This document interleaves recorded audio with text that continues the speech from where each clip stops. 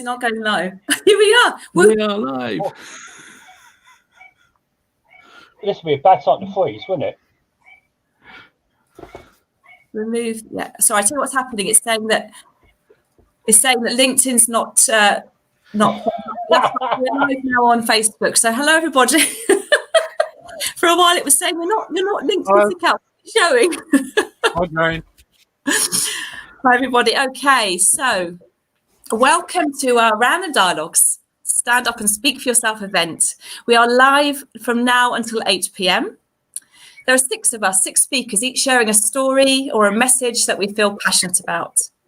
There's a link in the screen and in the live stream now with more information about this event with links to our speakers too. So with appreciation to our speakers, some of whom have never spoken like this before, I'm going to ask them now to introduce the title of their talk. So Phil, could you introduce your title of your talk? Yes, it's called Subconscious-ology. Power and vulnerability of the subconscious mind. A really fun subject, as you realise. Thanks, Phil. Kath. Hi, I'm Kath. I'll be chatting about gratitude and happiness today. Oh, Jason. Oh yeah, that's me. My title is called Why I Can't Bake Bread. Fantastic. And then after the first 3 speakers, we have Q&A time. And then Katrina, what's your talk about, please? Well, the title of my talk is The Power of Virtual Communities, but I've kind of changed it a bit. That's fine. This is random. This is Random Dialogues. You can change as much as you want. Thank you. I'm going to talk about volunteering and episode 3 of Jane Investigates. And Ian. Well, I'm going to talk about, my title of my talk is Gathering Round, and it's about stories. Great. Well, we've got one viewer with us at the moment. So we've got one viewer. Hello. Hello, friend. Oh, wow. And you're going to stay. Please do introduce yourselves as well in the comment and engage with us. We'd love to hear from you. Do you want to take the banner down so that we can people can see our names? Yeah, hide banner. That's it. There you go. Just in case, because then they know who to send the complaints to. Oh, right. Yes. So a little bit of background about Random Dialogues. It was founded in 2016 by Arthur Partridge and myself, rest in peace. And we put it on to gather community and give them a voice. So I continue to run a number of on and offline events across the year. There's also the possibility of becoming a Random Dialogues member. So if you like what you see and would like to be part of this community, please comment yes, and I'll be in touch. Plus, in the document in the comments too, there's some more information as well. So as I've said, you might like to engage with this live event by introducing yourself in the comments too, asking us a question or two, even sharing the post to people you may also feel like would like to watch us and join in now or after. I use the hashtag also Random Dialogues across social media. So each speaker has up to 5 minutes-ish. There will be 3 speakers to begin, and then time for short Q&A, followed by the next 3 speakers, then Q&A and close. This has been referred to as speed speaking. So I'm going to now hand over to our first speaker, 𝗪𝐶𝐲𝗿. I can't pronounce the name of your talk. Neither can I. And what I'm going to do now is work out how to put you onto the solo layout. So enjoy your 5 minutes, Phil, your 5 minutes of fame. We'll see you back on the main stage in a moment. Okay, thanks. Okay, so now this subject is quite complex, and I'm simplifying it for the purposes of this particular short talk. So those of you with a deep knowledge of the subject of the subconscious, please bear with me. I'm just going to say a few words about the differences between our conscious minds and our subconscious minds. Then I'll give you my observations about the power of the unconscious and a warning about the dangers that lurk in its vulnerability. Then I'll finish by giving you a tip or two on how you can avoid those dangers and begin to repair the parts of your subconscious mind that may have been damaged in the past. The Cambridge Dictionary defines the subconscious as the part of your mind that notices and remembers information when you are not actively trying to do so, and influences your behavior even though you do not realize it. For example, when you first learned to drive, you had to be consciously aware of so many different things. You have to put your foot on the clutch at the right time, which gear to push the gear lever into, and you have to do all that and steer it at the same time. And you might remember how difficult that was when you first started it. But then a short time later, you were able to drive right across town without being conscious of any details of those intricate processes that it took you to get there.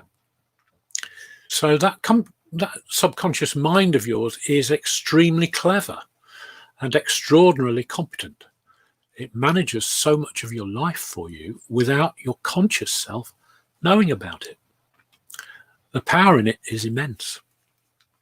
But as clever as it is, it can't and doesn't assess and make judgments. It's your conscious mind that does that. What happens is that your subconscious mind constantly listens and absorbs. It listens and absorbs. It believes everything it's told because it doesn't make judgments.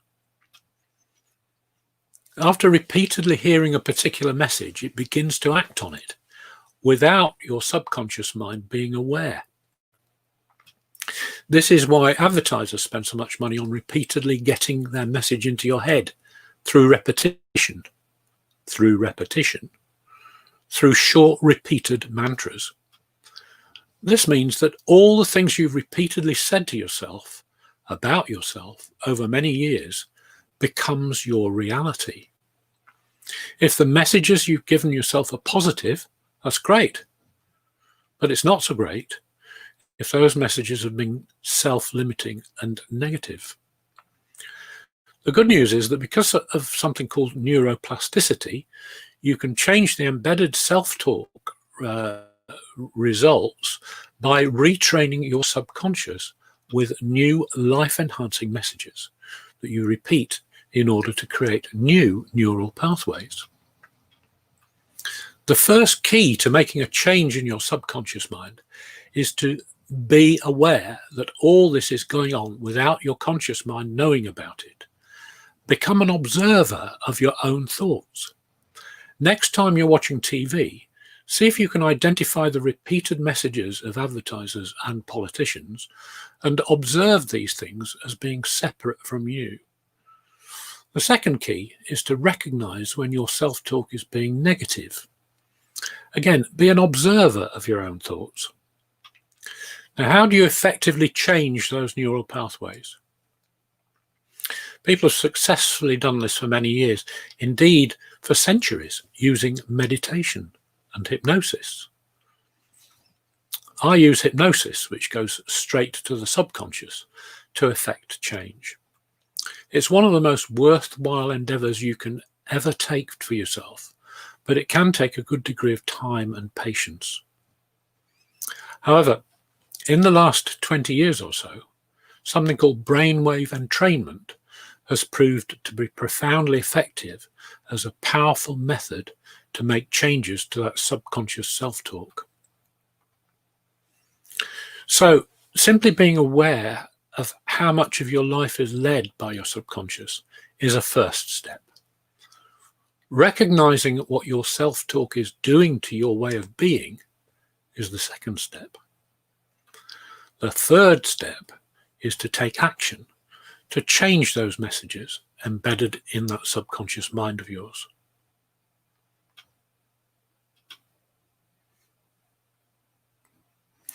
And I've put a couple of links here. One is a link to radical relaxation, which gives you, which has examples of brain entrainment and hypnosis, something that I've developed myself. And the other is a motivational YouTube video by Dr. Joe Dispenza, which I can highly recommend, which re-emphasizes some of the things that I've been talking about. Fantastic. Thank you, Phil. Had you finished? Cheers. Yeah, I finished. And I forgot If you were taking a big pause. and I forgot to put my timer on. That's all right. No, you're bang on time. I gently panned you out. Thank you. Okay, over to Kath. I'm going to now put you onto the. I'll just take this away. I'm going to put us back here. Kath, are you ready to come onto the stage? We've got a few viewers joining us. Thank you for joining us, viewers. Lovely to have you here with us. We're here until 8 o'clock this evening. Do engage with us and share who you are and where you are. Kath, I'm going to put you onto the solo layout. Are you ready? Fine. Yeah, as ready as I'm going to be. Hi, yeah. So, when I was first asked to speak this evening, I wanted to talk about children or parenting or baking because that's sort of what I do and how I got to know Jane. But then something caught me off guard today and it sort of put me on another path. So I sat down and started jotting a bit about happiness. So I'm a pretty happy person. I'm quite upbeat most of the time. Obviously, I experience stress and worry. But generally, I'm very aware I've got a lovely life and I'm really happy. And there's no reason I shouldn't be, really. I've got 2 healthy kids, a fab husband, a roof over my head, and a job I like going to. So, there's no reason for me to be down. But I obviously have stresses as well. Our house is slowly falling apart, as, does happen. Sometimes I feel overwhelmed with the amount of tasks I've got to complete. And, over the years, I've had bereavements, poor health, and that sort of thing. But they don't generally bog me down. But a few years ago, I went through a period where I was feeling pretty stressed, just sometimes everything gets on top of you. And I was finding myself overthinking and feeling like higher levels of anxiety than I would normally feel. I sort of knew that wasn't me. So I downloaded in true millennial fashion a mindfulness app, which definitely helped. So practicing sort of meditation and that sort of thing. So it was fab and I would 100% recommend it. But through that app, I heard a seminar on happiness. So it's a psychologist who'd done years of research into what makes people happy and practical tips you can do to make yourself happier.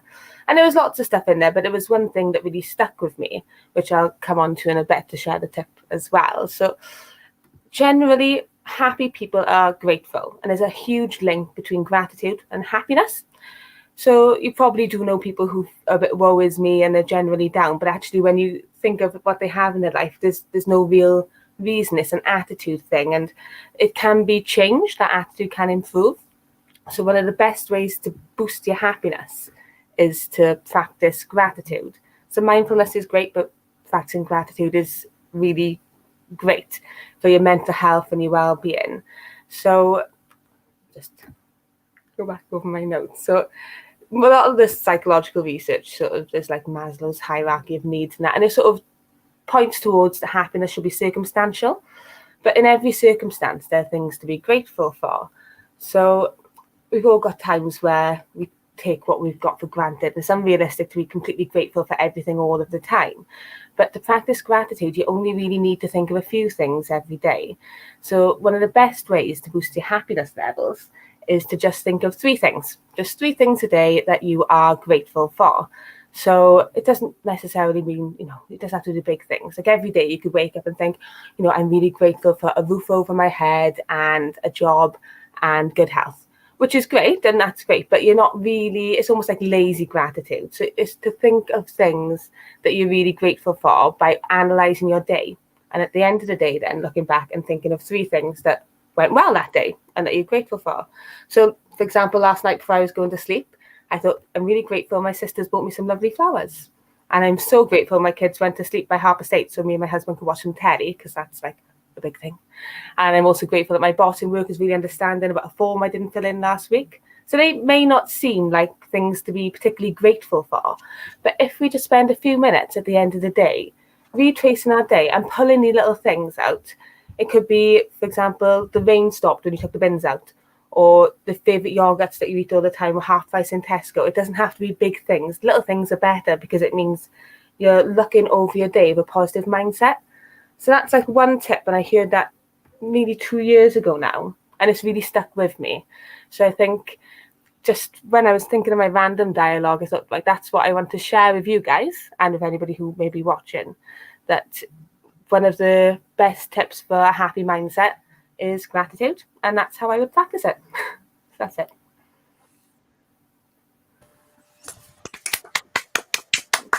And I'm very grateful to have you here with us, Paul. And maybe Thanks, do Jane. a Q&A session. We can have a little reflect on that as well and talk a bit more about gratitude. Now, we haven't passed the cider around, and it's Jason's turn. We were going to pass something around like a talking stick, and I forgot at the beginning. So we're going to hand the cider over now to Jason, who's got his 5-minute slot on why he can't bake bread. Are you ready, Jason? I am so ready. It is unbelievable how ready I am. I'm going to put you into solo position. Here we go. Wow, that's how my usual position.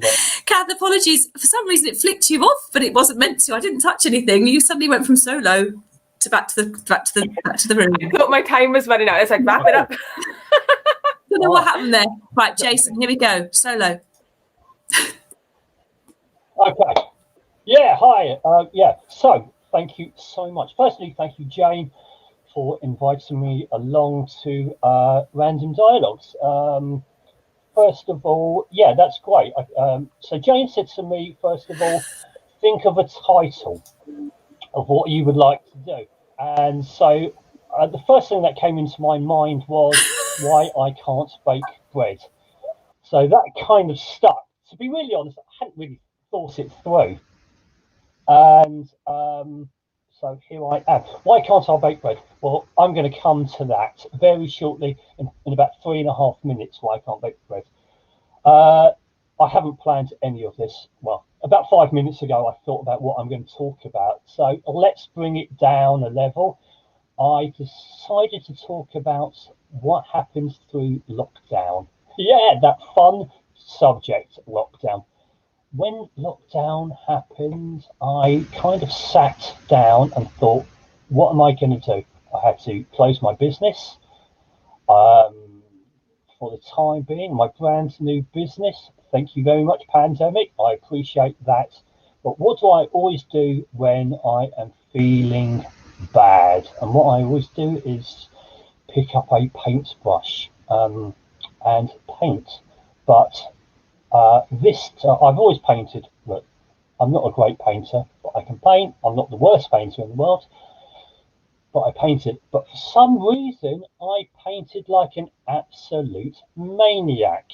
I did not stop for 24 hours a day. It felt like I was painting. Do you remember the film? What was it? Close Encounters of the Third Kind. Do you remember the guy? I think it was the 𝗏𝐿𝐴𝐵𝐿𝐴 character, who, in the middle of it, he started to build a mountain out of mashed potato because he had seen it in his brain, in his mind, for something.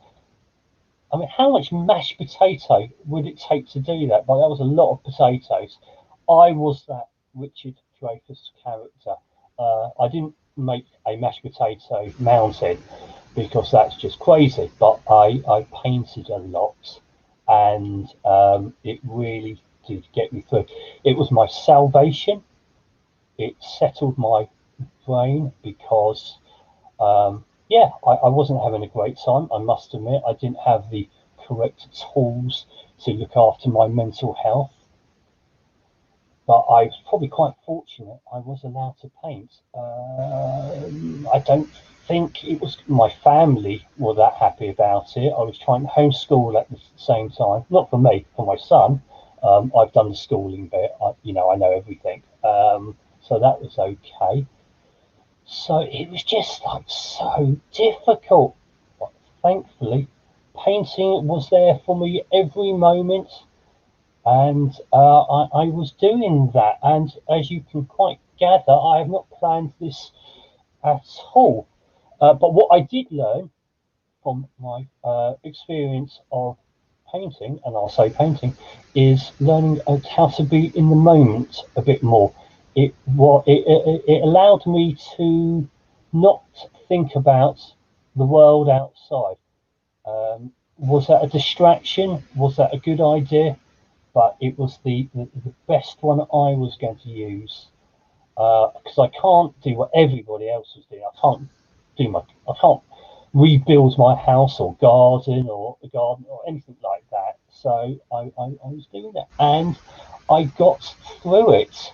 Hopefully I can get through the next one, if there is a next one. and maybe not. I just would like to say thank you very much for that, and if anybody wants to buy any of my paintings, they're more than welcome to do that. I think I've got about another minute. So the big question is why I can't bake bread. I haven't got an absolute clue why I can't bake bread, because I didn't even try to bake bread. I was given some flour and I managed to find some yeast, but that was about as far as I got with it. I left it in the cupboard. I watched some I must admit, I did watch some videos about baking bread, but boy, oh boy, did it look very dull. I'm sorry to all the bakers out there, but it's just not for me. So if there is another lockdown, I'm just going to buy a loaf of bread. Thank you. That's why I can't bake bread. Because I never tried. Thank you. No, thank you. Right, thank you to our speakers for the first round, and for for being here and for opening up, and for sharing, because I know lots of us haven't done anything like this before. It's quite new, and we're all, well, most of us I think tonight are out of our comfort zone. So, and thank you for watching us if you're still here watching, or you're watching on repeat. So this is Random Dialogues. We're here with you till 8 o'clock ish. So have we got any? I'll see if there's any comments. I'll see if anyone's been. Nope. Not one comment.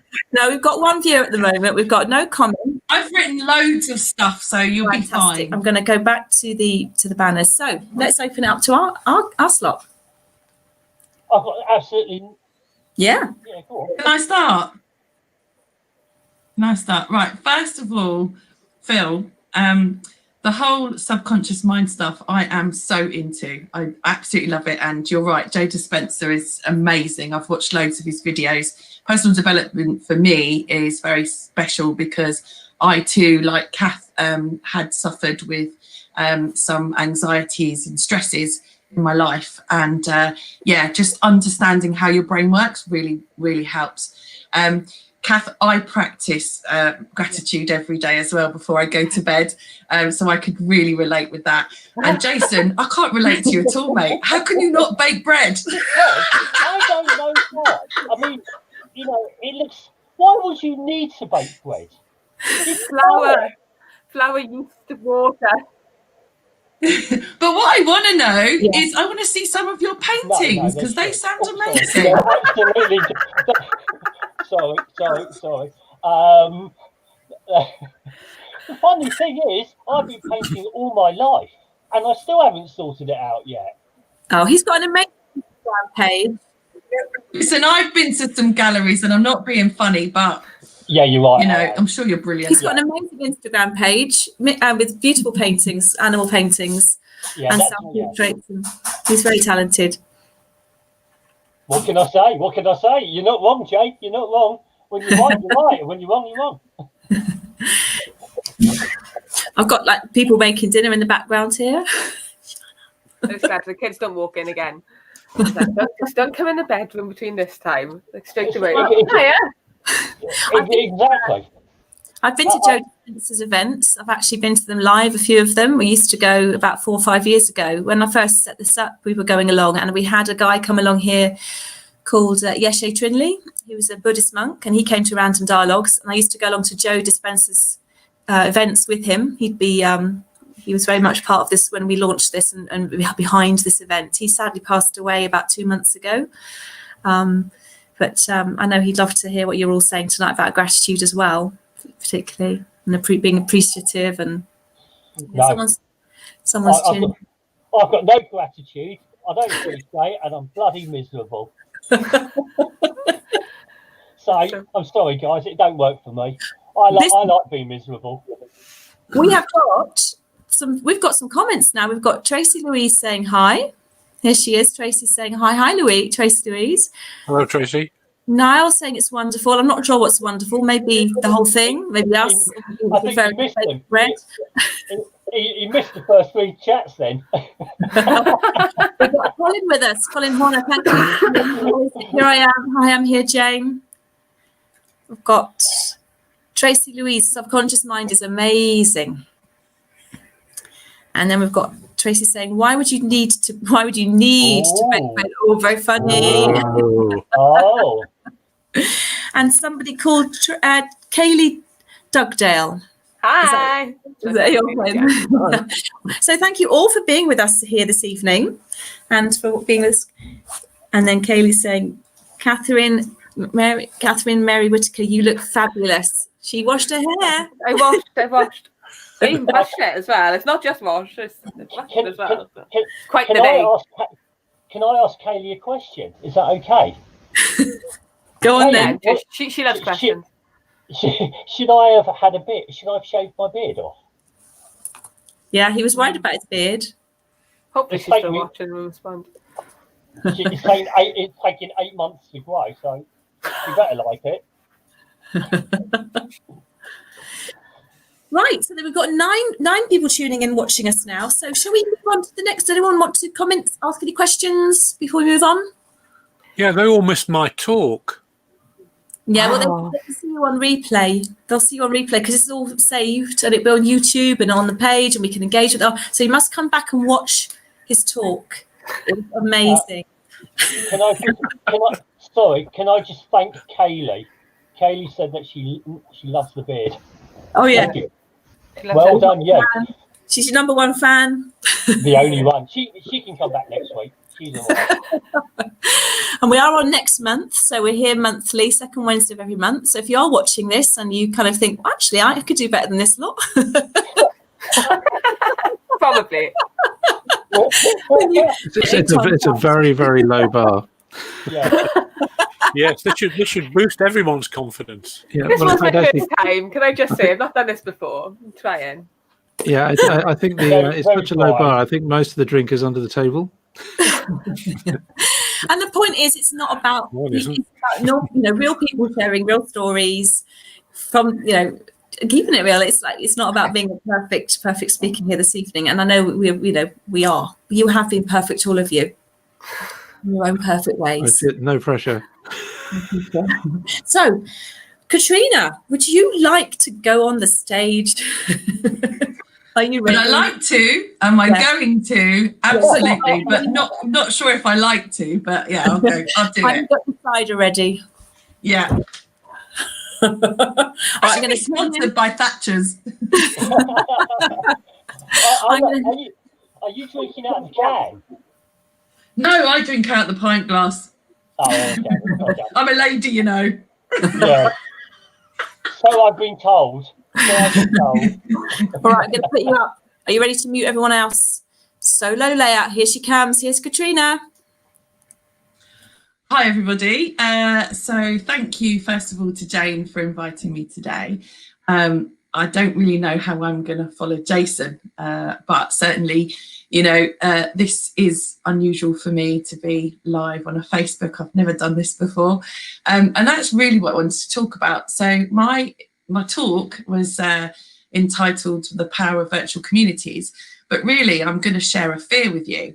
And Phil's probably going to kill me for saying this, but I hate video. And I shouldn't say that because every time I say it, my unconscious mind just reconfirms it. So yeah, I do apologise, Phil. But I have a massive fear on video. For those of you who don't know me, I run a networking events company, and if you stuck me in a room full of 100 people, I would chat for England and I would be in my element. I'm a very social animal. But when this pandemic hit, there was obviously no way to meet up with people apart from virtually, and that scared the living daylights out of me. So I was obviously forced to go online, otherwise our business ceased to exist. Actually, I've found that facing my fear and doing it anyway has really opened up some brilliant opportunities for not just for me, but for my network as well. And I've loved the way that everybody has embraced video. I know I don't look old, but I am quite old. And the only time we used to get cameras out was on special occasions or, taking pictures on holidays. So when people stick a camera in my face, I feel very anxious about it. And, you know, the whole thought of going online or doing any kind of video scared me witless. Even doing Skype videos, I choose not to. I prefer to meet face to face. But obviously through these times and being forced to stay at home and not being able to go out, my craving to stay connected overpowered my fear of you know, video conferencing. And I've met some amazing people along the way. You know, these guys that are here with me today, the only person I haven't met in this room is Kath, and I've already connected with her on like an emotional level through what she shared today. And I'm so grateful for that, because, you know, if I hadn't have put myself out there and sort of faced my fear, then I would have missed out on a massive opportunity. And that's really what my message is today, that there is so much power in, you know, staying connected online. And I think that we're really lucky to have this amazing technology at our fingertips. And, you know, the benefits of, you know, going online actually does outweigh the fear of it. So, you know, to sort of steal some of the content that other people have already shared, you know, it is about challenging yourself and believing in yourself and just going for it. And actually, when you start doing something, you discover that, you know, it's not as bad as you thought. So that's really my message today. And I'm really conscious that I've only done 3 minutes and 32 seconds, but I didn't practice it. So there you go. Perfect. I love it. Well, we can ask you questions. Okay, you can ask me questions, Ian, but be kind. Okay, I'm gonna because you have a mystic power. People maybe don't. Oh yeah, I do. But yes, Katrina is she's the best person I know for picking out puppies out of a lineup. She once picked I showed her some pictures of some puppies. She once picked one, and then I put it on my Facebook page. And within about 10 minutes, it had about 100 likes. And I think in about by the end of sort of in about half an hour later, it had about 400, and it just went nuts after that. I think it had about 1,500 likes. so she has. That is true. Yeah.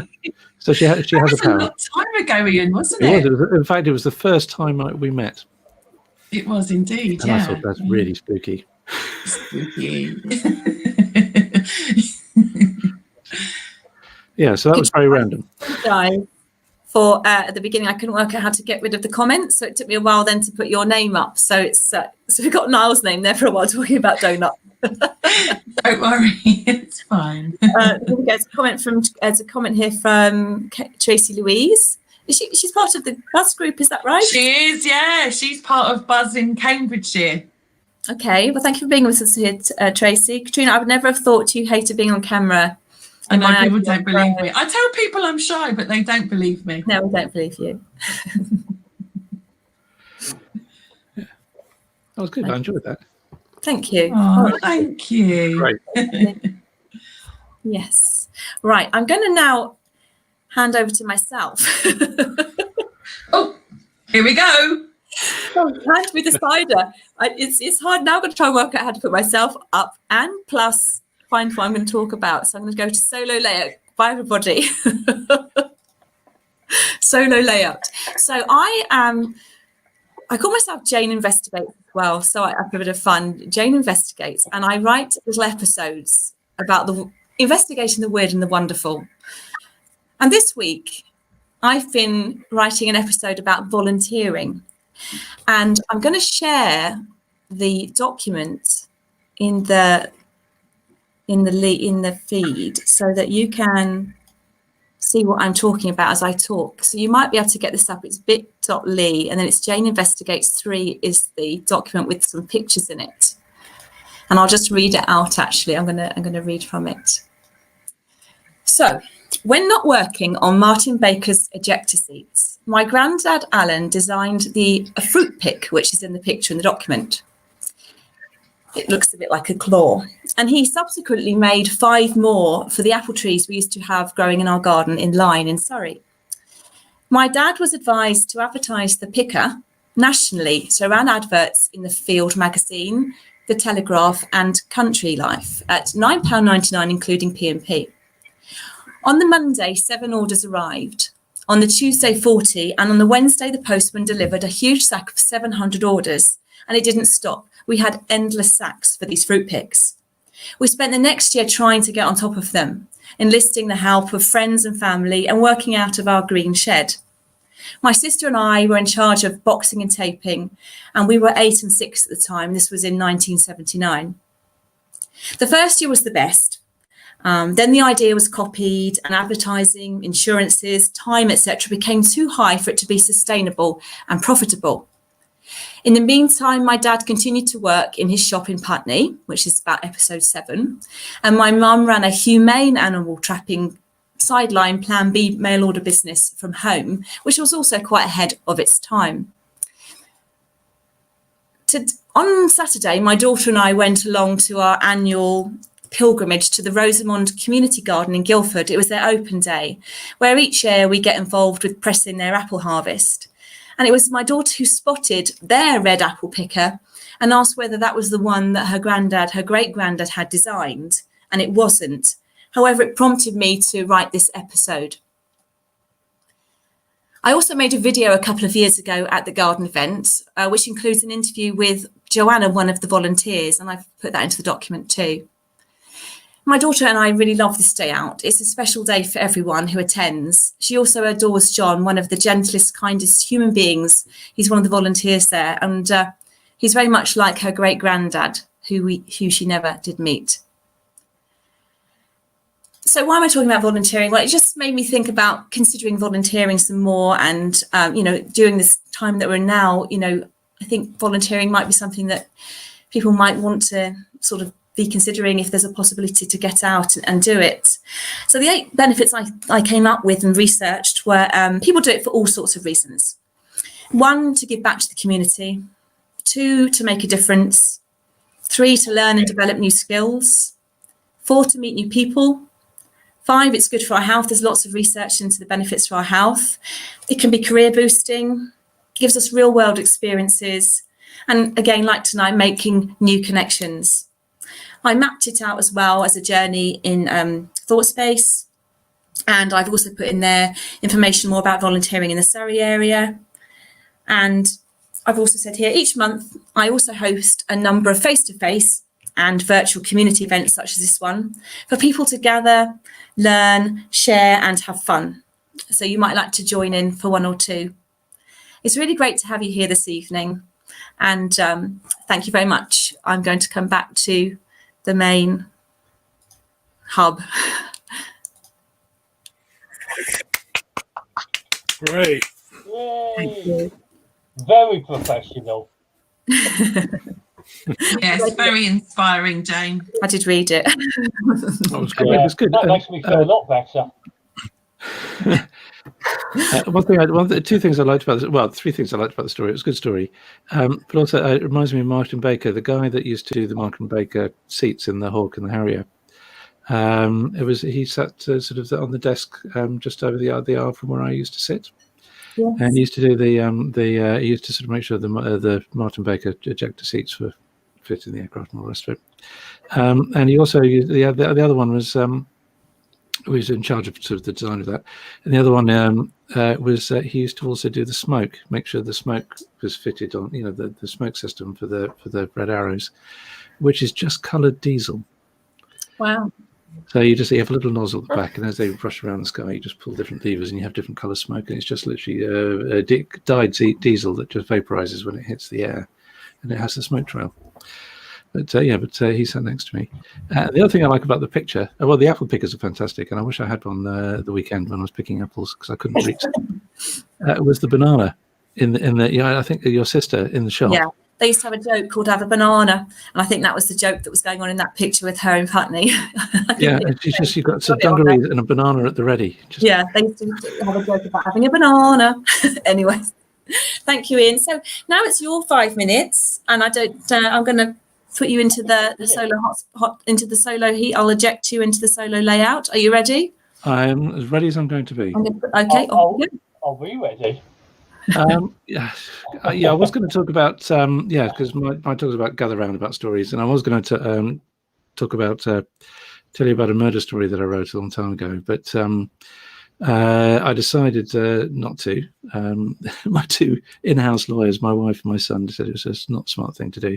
It was all based on some stuff that I did when I was a treasure hunter a long while back, and it was only later that I actually found out that one of the people that something went on a few years after I finished all this, and actually the person I wrote about actually wandered in dead, floated into Dover Harbour as dead as a doornail. So I decided I'm not going to talk about that. And I was going to talk about stories and structure of stories and how important they are, but I decided that actually that's too boring for tonight. And I've inspired by Jane's talk. I'm going to talk about my most successful business. And my most successful business was actually when I was 10. And my auntie came over from the States. This thing called a creepy crawly set. Creepy crawlies, you've got a little oven, small little oven that was powered by a titchy little light bulb that you plug into the mains. You have this transformer, and then it just heated up this little oven. And you put these dishes, these trays inside it, which you put this stuff called gloop. And you had molds of things like creepy crawlies, sort of bugs and worms and beetles and spiders and things like that. And with this sort of gloop, and you turn it into little rubber things you could peel them off. And I tried to sell them to the kids at school and get a bit of pocket money, but quite frankly, nobody wanted them. They weren't really very interesting. So she came back from the States a little bit later, and she found this mold when she was over there. She thought, "Oh, this would be a good present." She came back and she gave me this mold, and it had a lizard on it. And the lizard had, in this mold, it had a head and a tail, and it had two body parts and two different types of bodies, and they fitted together like a jigsaw. And you could either have a body part that had just body, or you can have a body part that had legs, two legs either side. So I gave everybody in my class a head and a tail, and they could buy the body parts for either 1p or 2p, depending on whether they had legs or not. And it just went nuts. And they started wanting to buy more and buy longer ones and whatever. And then other kids and other classes wanted them, and it started to become quite competitive. And most of the kids parents of the kids in my school, they were sort of bankers, doctors, lawyers, TV stars. It was a weird school, interesting school. So they had quite generous pocket money. So I did quite well. In fact, we actually had some international trade going on, because we had the Russian school next door, and we were actually doing international trade over the balcony. And I had people in each form taking orders, and I was at home making stuff. And then my dad called me in. He said, "I need to have a quick talk with you." He said, "I'm afraid it's got to stop. Headmaster said, right, you're taking all the money from all the kids at the school, so you have to stop. So what I'll do is I'll buy you out. I'll buy your business out." So I had to go and sit down and work out, because I've got orders and I've got gloop coming in from the States. I made little, put money into money orders, US dollar money orders, sent it over and have the stuff coming over. He said, "Well, work out your profit margin, and all the orders you've got, you can fulfill. That's fine. But any gloop that you've bought, I will actually buy you out at whatever the profit margin is. So I'll give you a profit, and I'll double your profit. But that's it. No more orders." So I had to sit there and work out what my profit was and double it, and then do that. But that was my most successful business. I had a complete monopoly of the whole school. I literally people couldn't buy any more, because I'd literally emptied all of their pocket money into my business. But it's the only business, my most successful business, and it was closed down by the authorities, as in my dad. But anyway. That's my crazy little story. Very good. That is awesome, Ian. You created a craze. And the other craze at the time, I don't know, some of you, I can tell Phil probably has seen this, but the rest of you are way too young. Do you remember Clackers? Oh, yes. It was at that time. Oh, right. There was very crazy, dangerous times. And my other favourite toy was, I'll get him for Christmas, was Secret, Sam Seven, Secret, a one-man army. which had this Sam 70 had this like a machine gun, that fired real bullets and all sorts of things. It's mad. So, Ian, has the businesses gone downhill since then? Yeah, I've been. They always say you want to try and recreate what you were doing when you were 10, and He retired at age 10. What are you talking about? no, it wasn't enough to live on. That's the other thing. A pension. I should have put some away. I used to. I don't know if I can tell this because it's similar to yours, Ian, but it's just a slightly more advanced. Me and my best mate, and his name was Jason. Also, his dad used to own a stationery business, and I used to go to quite a rough school in North London, and he found out that certain people used to like Tippex thinner for whatever reason they liked Tippex thinner for, and so he used to sell Tippex thinner to all the skinheads and punks. And he completely he sold all the Tippex thinner to most of Cricklewood. Oh, it wasn't funny, but it was funny.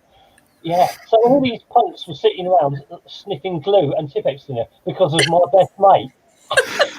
Because it's your fault. Yes. My son, when he was at school, he used to go to the local shop and buy 6 packs of diet, like Coke and, you know, pop and stuff, and then used to buy the big multi-packs of chocolate, and he used to sell them to his mates, and he used to buy it with his lunch money and come home with more money than he went to school with.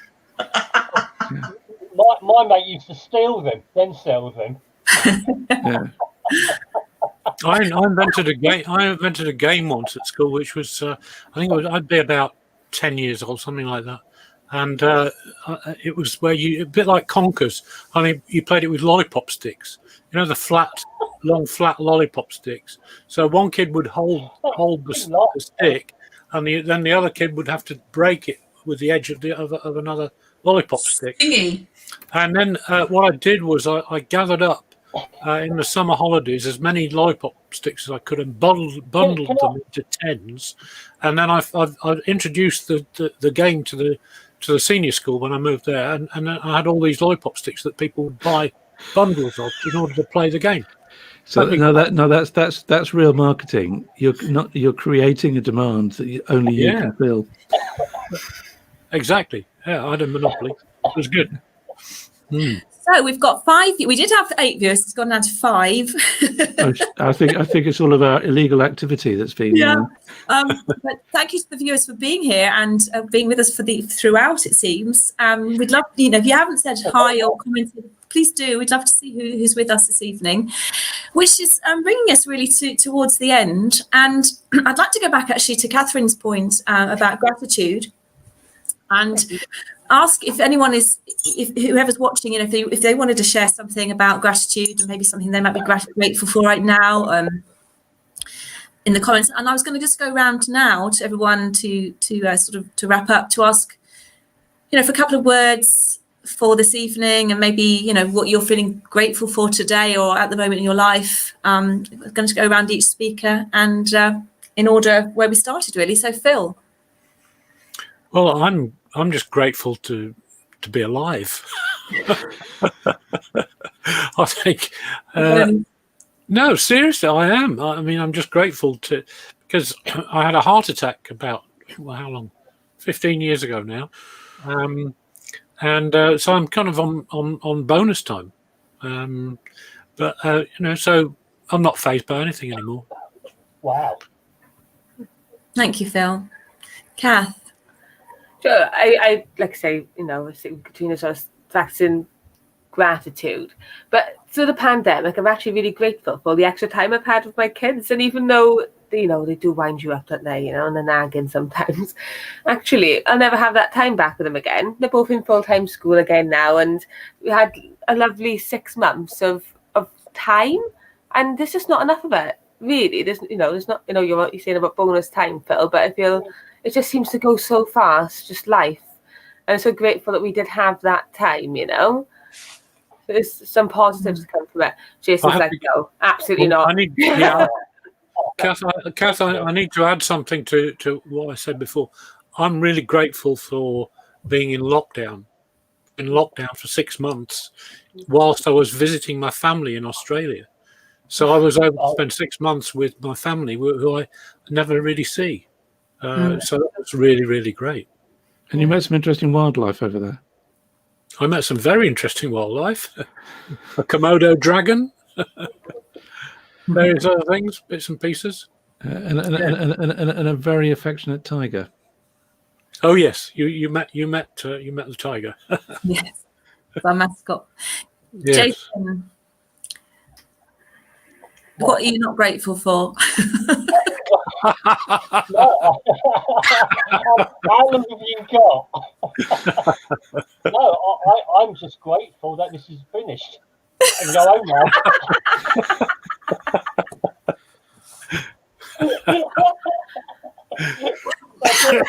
Jason and I are actually launching, well, we launched it this week. We're going to call it Random Dialogues on Radio.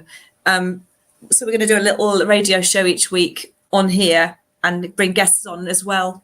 And then there'll also be opportunities then for the guests to come to speak at these events each month as well.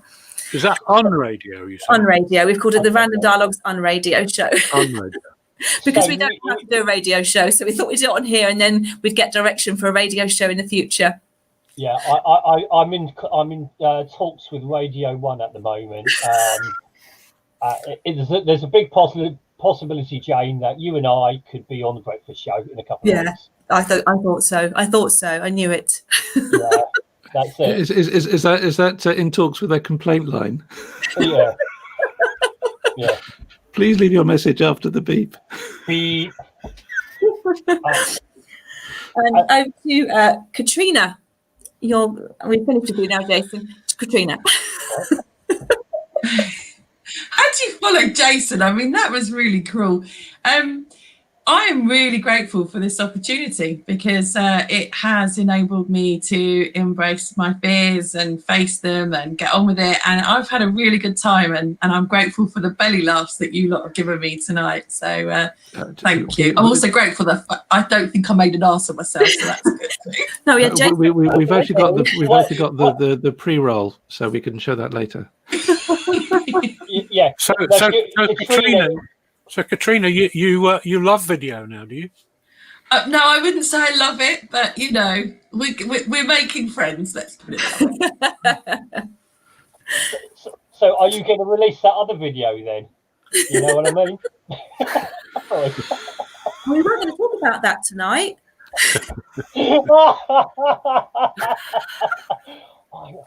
Right, no one's watching. A tummy ache from laughing. Ian.